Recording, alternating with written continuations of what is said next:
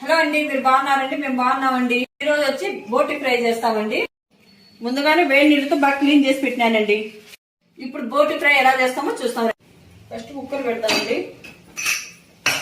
పొయ్యి అంటిస్తాము. కుక్కర్ వేడి అయినాక నూనె వేస్తామండి.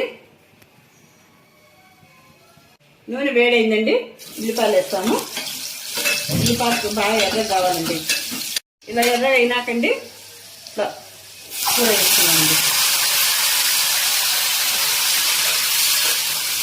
నీళ్ళని పిండేసేయండి, బాగా కలబెడదామండి. దీంట్లో వచ్చేసి పసుపు ఉప్పు వేస్తున్నామండి. అలాగే కొంచెం పసుపు వేస్తున్నామండి. ఇది బాగా ఇట్లా బాగా కలబెట్టాలండి. కొంచెం మగ్గనిస్తామండి. ఇలా మూత పెట్టుకొని 2 విజిల్లు రానిద్దామండి.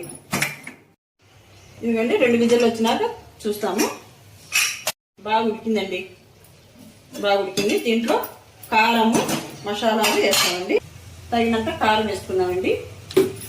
కొంచెం మసాలా, అల్లం కొత్తిమీర మసాలా అండి. ఇది కానీ ఒకసారి చూపిస్తానండి ఎలా వేసుకోవాలో.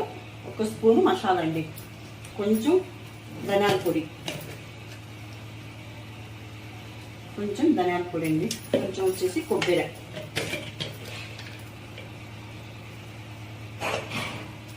ఇవ్వండి కొంచెం కొబ్బరి. బాగా ఇట్లా కలబెడదామండి. ఈ నీళ్లు కానీ ఇమిరిపోవాలండి. ఇవన్నీ మూత పెట్టేసి 2 విజిల్లు రానిస్తామండి. చూస్తాం రండి. చూడండి గట్టిగా అయిపోయింది చూడండి. ఇట్లా దీనిలో కొంచెం చికెన్ మసాలా వేసుకోండి. చూడండి ఎంత బాగా ఉంటుందండి. తిని ఎలా ఉందో చూస్తాం రండి.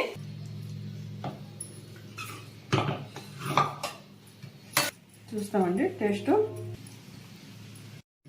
తిన్నాం రండి.